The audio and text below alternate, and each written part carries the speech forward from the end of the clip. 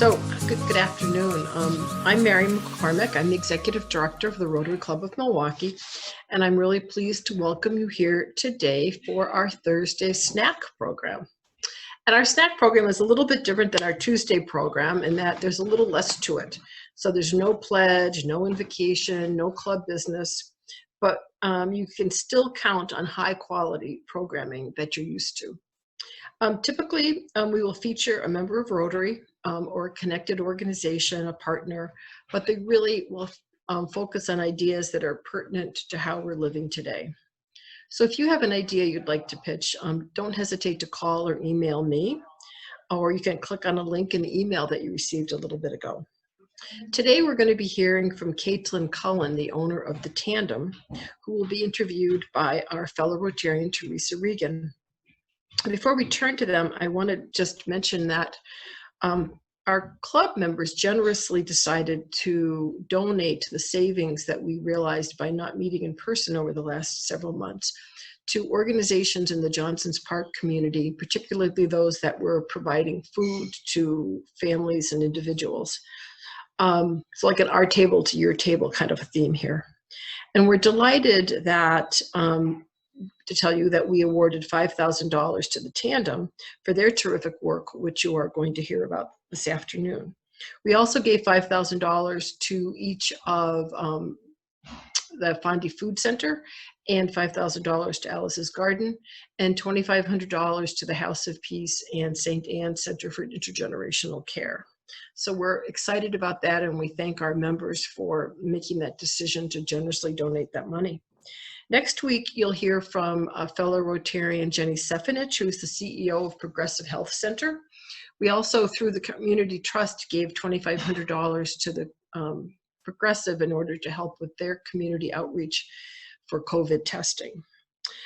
This is intended to last about 30 minutes, and so we will shut it down at right about 12:30 or a few minutes thereafter. And but sometimes we find that people still have more questions, and so Cullen and Theresa and I will be there for a few minutes thereafter. So just like you might want to come up to the podium and ask Cullen a question if we were in Memorial Hall, you can stay and chat with her after the formal meeting is over. So thank you for being with us today, and Cullen and Theresa, I turn this over to you. Great, thank you, Mary. Cullen, it's so great to have you here. I thought I'd start off with just a couple questions about the background on the restaurant. You opened the Tandem in 2016, and I'm wondering, was it your original vision for the restaurant to train people who didn't have any restaurant experience, or did it morph into that? I think it was just kind of a no-brainer. Yeah, it was the plan from the start. So I am not a chef by trade. I didn't go to culinary school. I used to be a high school English teacher and a high school principal. And so when I switched careers and started cooking for a living, I was able to learn on the job at some really great restaurants in Milwaukee. And when I was getting ready to open my own place, I thought to myself, well, wouldn't it be nice if we could do the same thing in a community like Lindsay Heights, which is a really tight-knit group of folks, you know, right across from Johnson's Park, a really small community that also suffers from like an extraordinary unemployment rate, especially for folks 18 to 24. So it was the plan all along. I'm not sure it was a good plan. It's not a financially sound one, but it was my idea to do that. So what was business like last year? Was it meeting your expectations? I mean, yes, we've never been a terribly busy spot. Now on Friday and Saturday nights, it gets nice and busy. We have a pretty steady lunch crowd, but with the amount of staff that we usually keep on and the fact that everyone is learning, so they're maybe not the most effective staff at all times, business was always just been enough to pay the bills, which is actually really normal for most restaurants. So we're not that far out of the ballpark, but yeah.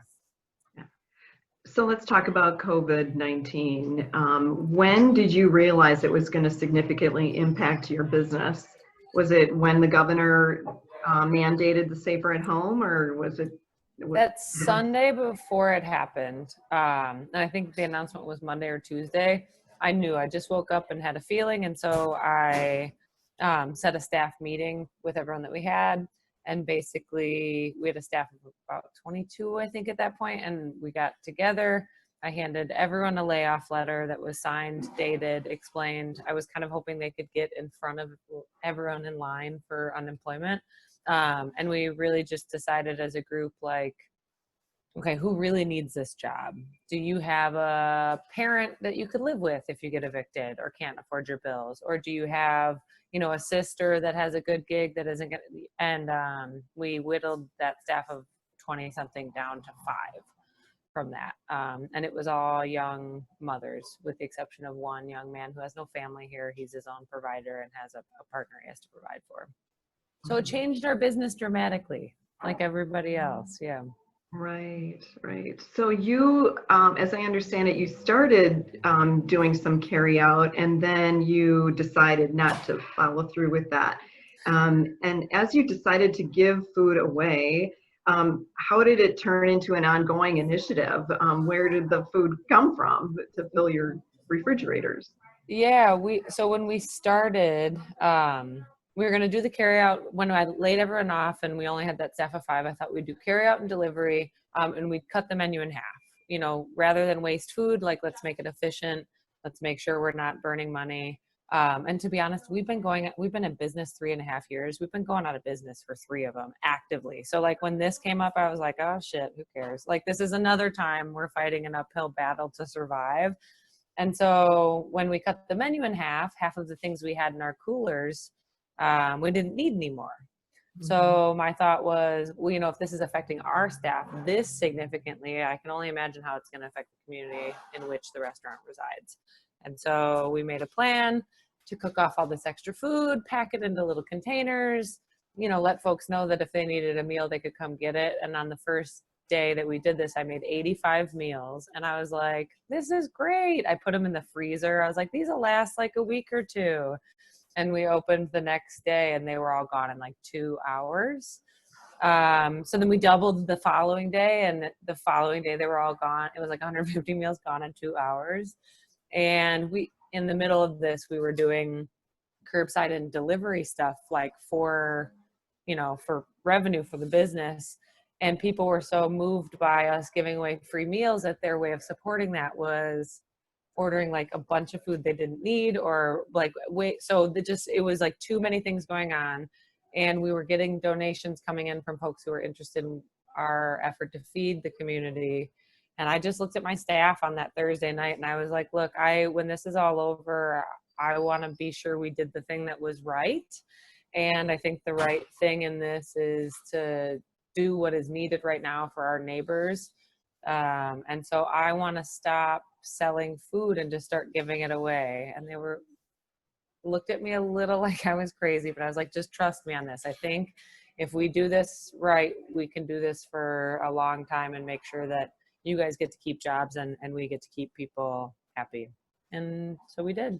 We've been doing it ever since. So what is a typical day like? It's easier than owning a restaurant. I get here at 9 in the morning, sometimes 10 if I'm moving slow. And we have a staff now of 6, and we really just get to cranking around. We are making food all day, every day, and packaging it. We are partnered with 40 different restaurants in Milwaukee who we take the funding that we're receiving and redistribute it so that they get some income and they don't go out of business during all of this, because it's a really tough time. And because we made some crazy reckless decision to let our restaurant burn so we could feed people, we got a bunch of funding access. So we're trying to make sure that everybody has gets some of that. We just kind of feed, answer calls.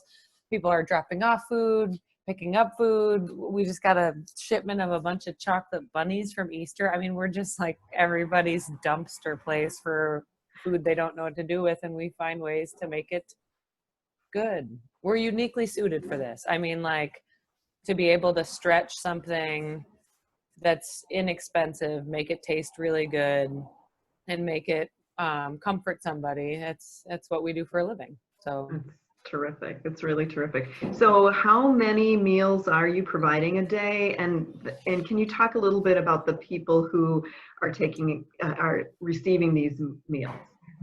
So we do anywhere from 500 to 1,600 meals a day. It really just depends on what day it is. 500 is our baseline. Today will be our 30,000th meal served, probably in the next hour or so. And the clientele that we serve is everybody. I mean, you get some folks who are used to showing up and getting food assistance at like a soup kitchen line. They just maybe, a lot of those in the beginning got shut down. They rely on volunteers, most of which are retirees who initially like would not go out in public. A lot of the traditional sources and pantries for people to get access to free food stuttered a little when this started because it was brand new. And so during that time, we got a lot of defectors too. They liked our food better, and so they keep coming back here. But also, I mean, food insecurity looks a lot different now than it's ever looked. So you have someone who pulls up in like a decent looking car because they used to have a job at the mall. And so they got a car note and they were always paying their rent and their car note and all this stuff. And then, you know, you're not going to get your job back at the movie theater. Marcus isn't just going to open up and hire back like tens of thousands of people. That's not how this is going to look. And so it's everybody, every color, every creed. Yeah, it's pretty wild. People are very appreciative though. They're very happy. I mean, now, especially that we're going into the summer and all of those like eviction abatements are gone, that rent that you didn't pay is still there, right? And that phone bill that you didn't pay because you were trying to figure it out while your unemployment was coming through, that's still there too. And so rather than worry about losing your phone, losing your utilities, or, you know, losing the place that you live, if we can provide something for you every day that keeps you and your family going, that keeps your spirits high and takes one load off of the thousands of things you're worrying about, it's pretty fun. It's pretty fun. I can see that. It's less drunk than when I had a restaurant around here, but it is pretty fun. Great. So tell me, I understand that you are partnering with World Central Kitchen. Tell us about that partnership and what it means for your service.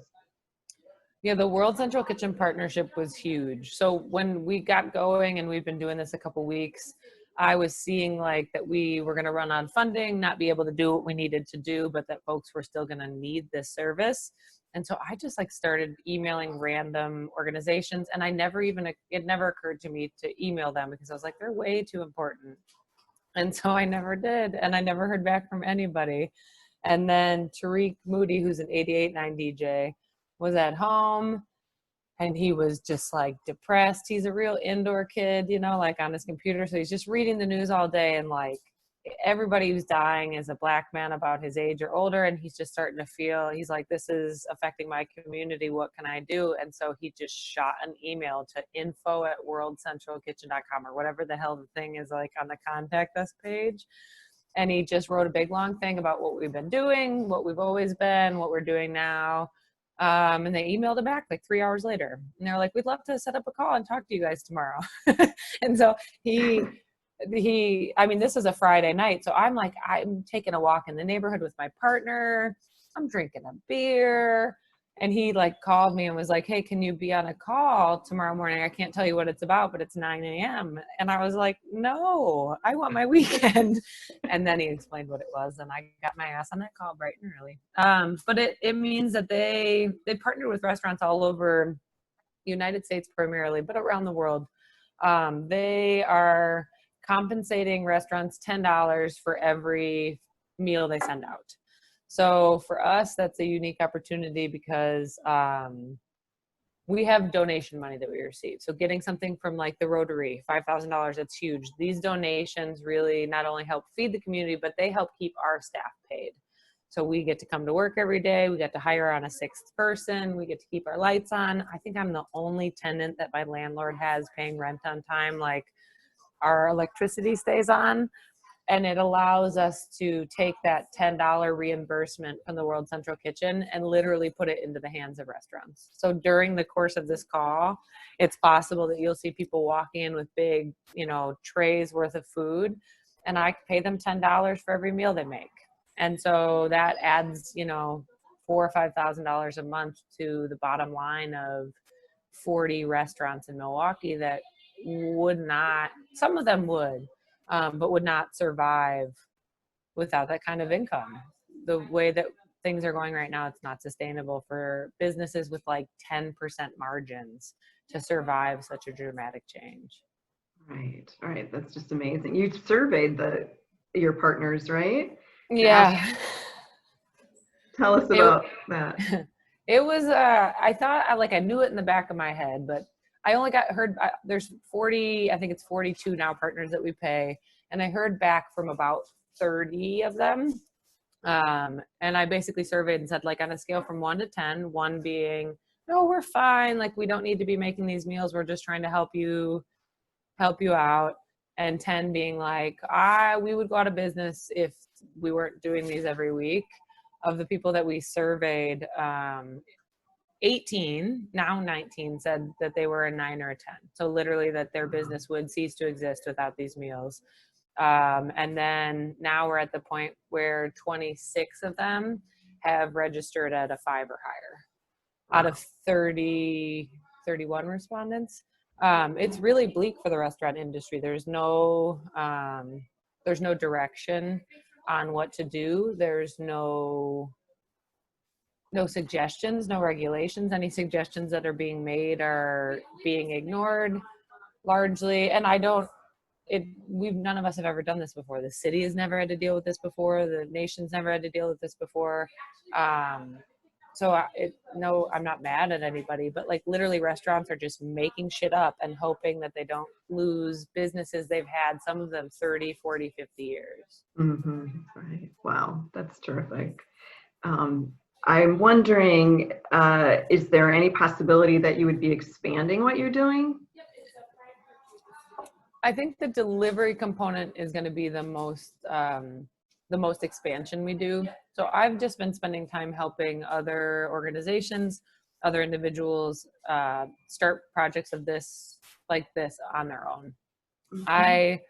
I still have to figure out how to reopen my restaurant at some point. I'm corralling cats, which is like 40 different chefs all over the city. Like I've got enough on my plate now. And so we invite people all the time to come in here, watch how we do our stuff. I share all of our information, every spreadsheet they might need, every piece of paper they might need to figure out how to fill out, and give gentle suggestions. But our expansion, the most expansion we'll be doing is helping deliver folks meals who can't leave the house. Sure. So how will you know when it's time to go back to the restaurant business? When people stop needing it or when the money runs out. Those are the only two things. We did 1,600 meals on Friday. So the need is overwhelming. It's deafening. If I come into work on a Friday one day and we do 200 meals, well, then that's something that the existing structures in this city could handle. And we can redirect people to where they can go get food. But for right now, the need is overwhelming. And so we're just going to keep doing it. I anticipate that we would probably look a little like a restaurant sometime in the fall. Oh, okay. That's great. So that's pretty much the end of my questions. Do you have a question that you wish I had asked you? No, I don't know. I'm not sure. There are all kinds of questions. I do a lot of these calls just because I think it's important to connect folks with what's happening like in Milwaukee. I think it's a positive thing that folks can rely on, but it just depends on my mood on the day of the call. Like somebody caught me on one, it was last week, David Caruso, and he did a live thing with chefs, and it was in the middle of like the height of the protests and the marches, and so I was just wilding out. I was like, Milwaukee's got to stop fucking black and brown people. We got to chit so it just depends on what you want to ask. I change my commentary based on my mood, and I haven't had enough coffee today. Okay. So Mary, I'll turn it back to you then. Thank you, Caitlin. And thank you, Theresa. Thank It's you. always good to learn about what you're doing. Can you tell us a little bit more about how you deliver the food. Do you deliver like to individual, or like do individuals and families come and pick up food for their meal, or do you go through a church, and like would somebody come and pick up, 40 dinners for people in their church? How does that happen? So it varies. Individuals come pick up in person. We don't require, like a lot of soup kitchens and food pantries, we don't require you to have all of the members of your family there to pick things up. A lot of places it's like a 1-to-1. You can't take home 5 meals for you and your 4 kids. And because of the context of why everyone's Okay. lives are all screwed up, I don't want an extra 1,000 bodies here every day. So we go on the honor system. As far as delivery goes, it just depends on who wants to help. We have, parishioners who pick up for people in their church. We've got, Milwaukee public school teachers who keep in contact with their students and know of 3 families who really are not ever making it to pick up meals from the schools and are really struggling. We have one woman who picks up meals and takes them to a senior apartment complex, like low-income senior housing on the east side.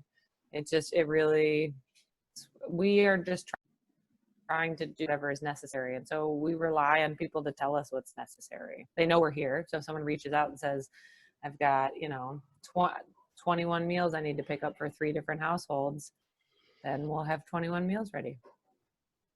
All right. Well, that's what I would expect of you, Caitlin. Are you a Milwaukee native, and how did you get into the food business? I am not a Milwaukee native, so I'm from the Metro Detroit area. And I got into the food business because, I don't know if there's a good way to say this. I was a high school teacher and a high school principal in the Dominican Republic after teaching in Detroit public schools for a couple years. And in the Dominican, I wanted food I liked. I went to school in Ann Arbor, Michigan, and the whole world was there. I could have any flavor of food I wanted at any time. And then all of a sudden I was on an island where there were no bagels. That's crazy. Like, I love bagels, or no Thai food, or there was one Indian place, but it was 3 hours away from the capital city where I lived. And in order for them to open for business, you had to bring at least 25 people for them to cook for. Like, your reservation had to be 25 people or more. So I just started cooking because I wanted access to things that I had gotten used to. And it was a really good stress reliever, a lot better than like heavy narcotics. And so I would find myself cooking bagels in a brownout, like by candlelight, for 8 hours. And instead of being pissed off, I was having a ball. And so I figured I should probably try and cook for a living. And I moved to Milwaukee to do that. Terrific. Are you getting any financial help from the city, or any other kind of help from the city right now? Oh, I'm okay. not frozen. I'm just smiling and sitting still. No. No. Moral I don't support. Yeah, trying to. More, I think I'm trying to morally support the city and helping them make decisions to benefit the restaurant industry and the people in our community who are in need. Like I said, I try to be diplomatic whenever possible. This is an unprecedented time. Nobody knows what's going on. Nobody knows how to fix it, and nobody has any answers. And so I have not received any help. I would encourage the city to maybe throw anything at the wall and see if it sticks. Try anything. Okay. But no, but they're morally supportive for sure, always.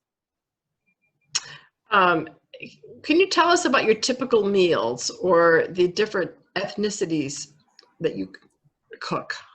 We cook all kinds of stuff. I mean, especially right now, like normally we're a Southern place. I'm a white lady in an all black neighborhood cooking fried chicken, and I realize that's insane, but I did that upon request, and it turns out fried chicken is something I'm really good at cooking.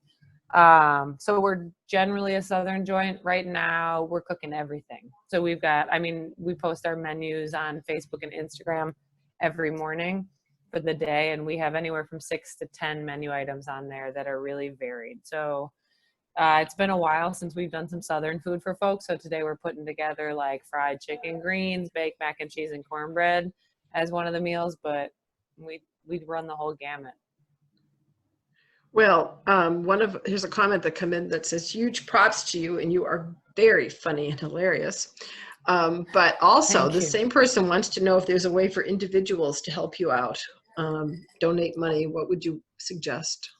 So there's a couple ways you can help out. There's one that's kind of convoluted and one that's pretty direct.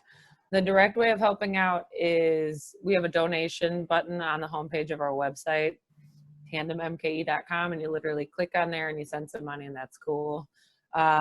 Because of the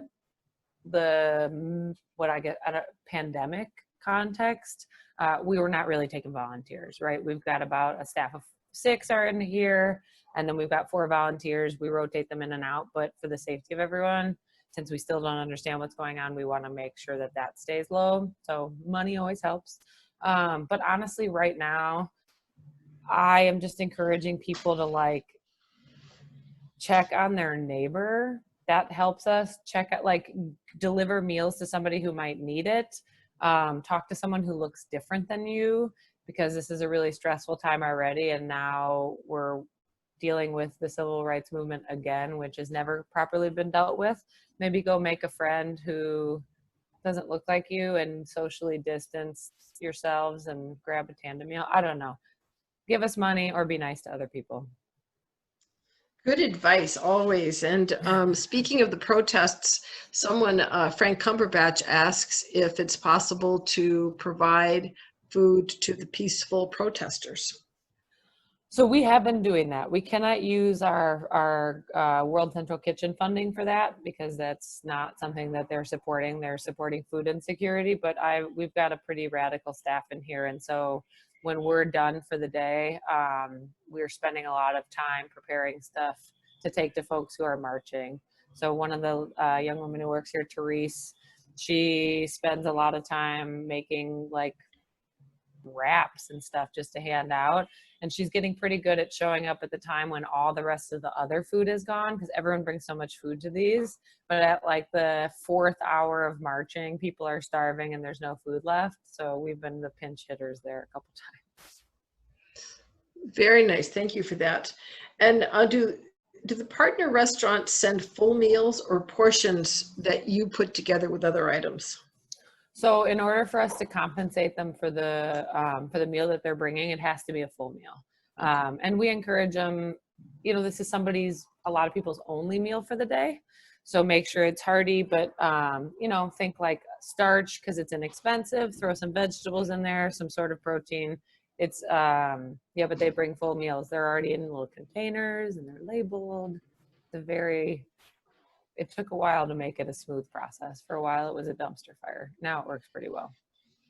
Thank you, Caitlin. And I think that one of the things that many of us appreciate about you and the work that you do there is how you always honor the dignity of the people that you serve, whether it's your customers in the restaurant or the people that you're delivering food to right now that are dealing with food insecurity. You are constantly very much aware that you are dealing with people with hearts and souls and treat them accordingly. So thank you very much. Thanks, Mary. I mean, I can only imagine if I didn't have this restaurant that had a bunch of food in the basement and toilet paper in the pantry, I would have no preparation for this. I don't have a savings. I don't have food at home usually. I don't have any plan. And so it takes a lot for a person to stand in line for the first time ever and say, like, I need help. And I think when you're standing in that line and the help that you're receiving is like a meal from Sanford, that feels pretty good, as opposed to feeling as shitty as it could to try something new. Well, thank you again. We are going to shut the formal part of the program down, but if anybody wants to stay and chat a little bit more with Caitlin, I'm sure she'll give us a few more minutes. So thank you very much. Thanks, guys.